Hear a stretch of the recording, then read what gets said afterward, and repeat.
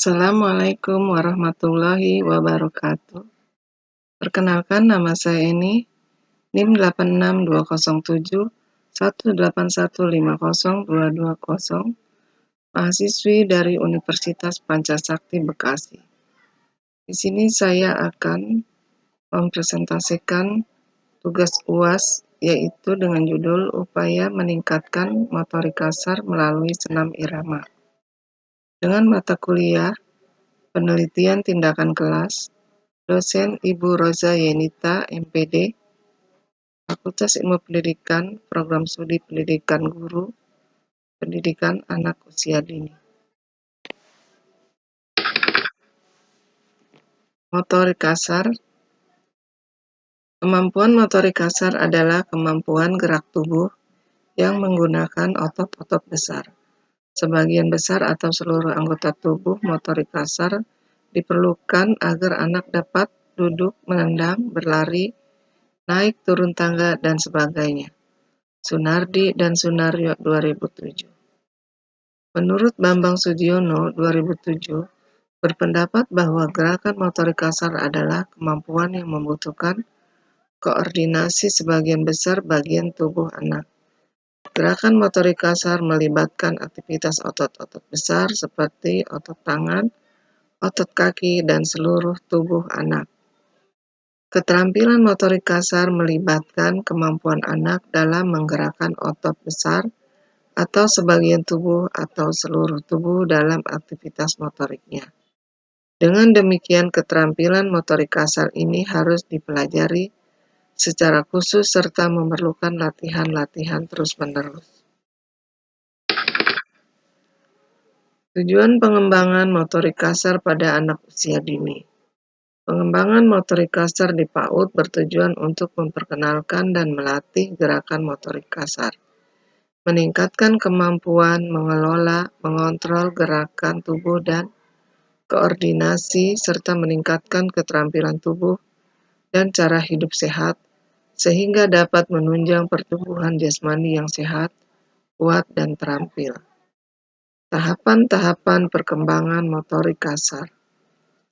Menurut Bambang Sudiono 2008, proses belajar motorik anak usia dini terjadi dalam 3 tahap, yaitu tahap verbal kognitif. Tahap ini merupakan tahap awal dalam belajar gerak. Tahap ini disebut fase kognitif karena perkembangan yang menonjol terjadi pada diri anak adalah menjadi tahu tentang gerakan yang dipelajari. Sedangkan penguasaan gerakannya sendiri masih belum baik, karena masih dalam tahap mencoba-coba gerakan. Pada tahap kognitif, proses belajar gerak diawali dengan aktif berpikir tentang gerakan yang dipelajari. Tahap asosiatif. Tahap ini disebut juga tahap menengah. Tahap ini ditandai gerakan-gerakan dalam bentuk rangkaian yang tidak tersendat-sendat pelaksanaannya. Tahap otomasi. Pada tahap ini dapat dikatakan sebagai fase akhir dalam belajar gerak, karena pada tahap ini ditandai dengan tingkat penguasaan gerakan di mana anak mampu melakukan gerakan keterampilan secara otomatis. Indikator kemampuan motorik kasar. Dalam Peraturan Menteri Pendidikan Nasional Nomor 58 Tahun 2009 dijelaskan bahwa anak usia 5-6 tahun tingkat pencapaian motorik kasar pada anak diantaranya adalah melakukan koordinasi gerakan kaki, tangan, kepala dalam melakukan tarian dan senam. Faktor-faktor yang mempengaruhi perkembangan motorik kasar.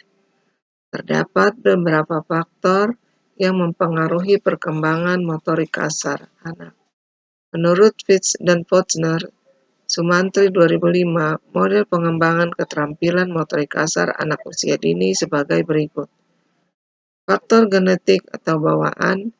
Individu mempunyai beberapa faktor keturunan yang dapat menunjang perkembangan motorik kasar anak, misalnya otot kuat bagian saraf. Faktor lingkungan. Lingkungan keluarga dan tempat tinggal sangat berpengaruh terhadap perkembangan motorik kasar anak. Faktor fisik, cuaca, keadaan geografis, musim kemarau yang panjang, dan bencana alam lainnya dapat berdampak pada pertumbuhan dan perkembangan anak. Kesulitan dalam melahirkan. Bayi yang mengalami kesulitan dalam kelahiran, misalnya dalam perjalanan kelahiran dengan bantuan alat atau vakum, sehingga bayi mengalami kerusakan otak yang akan memperlambat perkembangan motorik kasar anak. Status gizi. Gizi yang baik pada anak kehidupan fase lahir akan mempercepat perkembangan motorik kasar anak. Kekurangan gizi menyebabkan pertumbuhan anak terganggu yang akan mempengaruhi perkembangan motorik kasar anak. Kelahiran sebelum waktunya. Prematur akan memperlambat perkembangan motorik kasar anak. Perlindungan. Perlindungan yang berlebihan yang disebabkan oleh kurangnya pengetahuan orang tua sehingga anak tidak ada waktu untuk bergerak. Misalnya, anak itu digendong terus, ingin naik turun tangga tidak boleh. Itu semua akan memperlambat perkembangan motorik kasar anak. Senam irama. Pengertian senam irama. Senam irama yaitu gerakan yang dilakukan dengan iringan musik atau latihan bebas yang dilakukan secara berirama. Senam irama dapat dilakukan tanpa alat maupun dengan alat yang dipegang seperti bola, tali, dan tongkat. Senam irama menuntut kepala, lengan, togok, dan kaki bergerak selaras dengan irama yang mengiringi. Manfaat senam irama menurut Agus Mahendra 2000. Manfaat senam irama yaitu manfaat fisik, yaitu perkembangan fisik yang seimbang serta meningkatkan kebugaran anak, seperti berkembang daya tahan otot, kekuatan, power kelenturan, koordinasi, kelincahan, keseimbangan, serta daya tahan tubuh, jantung.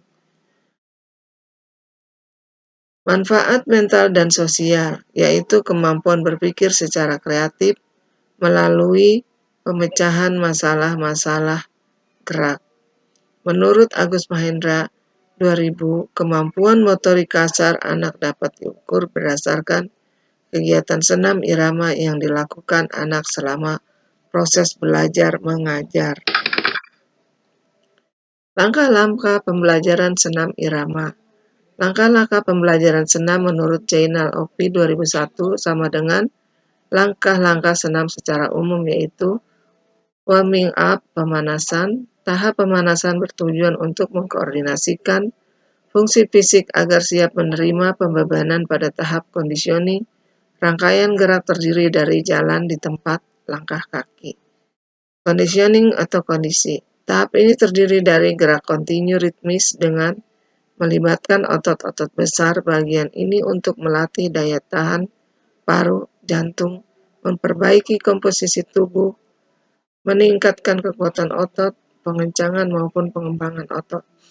Cooling down. Pendinginan. Pendinginan bertujuan untuk mengembalikan fungsi fisik seperti semula sampai jantung kembali normal. Rangkaian pendinginan dapat berupa stretching aerobik ringan. Terima kasih. Assalamualaikum warahmatullahi wabarakatuh.